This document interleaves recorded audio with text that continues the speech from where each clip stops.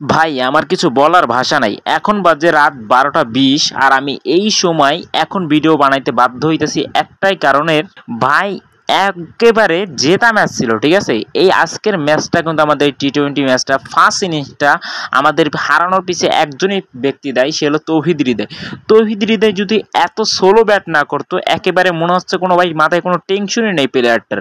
এই যে একটা প্লেয়ার, এ নাকি হার্ড হিটার ব্যাটসম্যান, আমার লেওরার ব্যাটসম্যান, ঠিক আছে ভাই? আমার মুখ খারাপ করতে ভাই আমি বাধ্য হইতেছি, ও আমার লেওরার ব্যাটসম্যান। ভাই এত পরিমাণে বাজে খেলা কিভাবে খেলতে পারো ভাই? এটা কি টি-20 ম্যাচ ছিল তোমার কাছে? এইটা তুমি হার্ড হিটার ব্যাটসম্যান?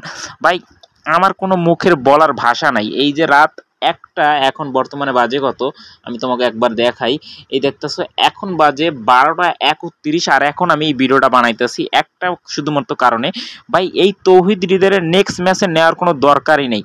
এই প্লেয়ারটা যদি একটু ভালো খেলতো, ২০-৩০টা রান করতো, হয়তোবা আমরা এই ম্যাচটা আজকে জিততে পারতাম, ঠিক আছে?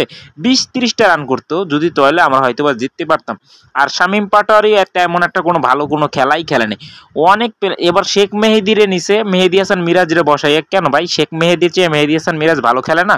আজকের একাদশে যারা যারা প্লেয়ার ছিল, লিটন কুমার দাসের আমি এখানে বাদই দিলাম, যেহেতু সে ক্যাপ্টেন, তারে বাদ দেওয়া যাবে না।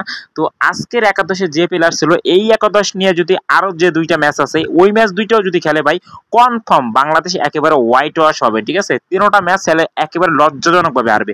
মানে এক তো আমাদের বাংলাদেশ টিমের তো কোনো লজ্জাই নেই, আর আমাদেরও লজ্জা নেই, কারণ আমরা এই দেখুন এখন বাজে রাত প্রায় ১২টা ১টা বাজে গেছে, এখনো আমি ভিডিও বানাইতেছি আর আপনাদের সাথে কথা বলতেছি। আর এই ফালতু ক্রিকেট খেলা দেখে আমি সময়টা আমার নষ্ট করছি।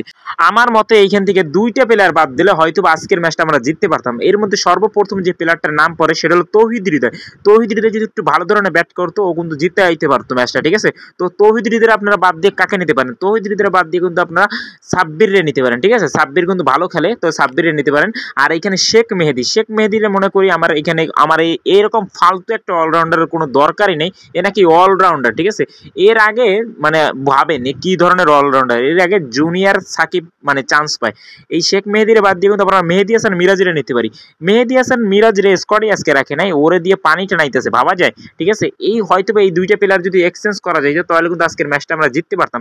আর আপনারা বলতে পারেন ভাই শামীম পাটোয়ারির কি সমস্যা? তো শামীম পাটোয়ারির আমরা আরো দুই একটা সুযোগ দেওয়া উচিত। তো শামীম পাটোয়ারি যদি এরপরে ম্যাচ খারাপ খেলে, তাহলে শামীম পাটোয়ারি এখান থেকে ছাটাও করা উচিত। আর এইখানে তো ভালো ধরনের কোনো বোলারই নেই ভাই, বোলারের কথা তো আজকে কিছু বললামই না, ঠিক আছে?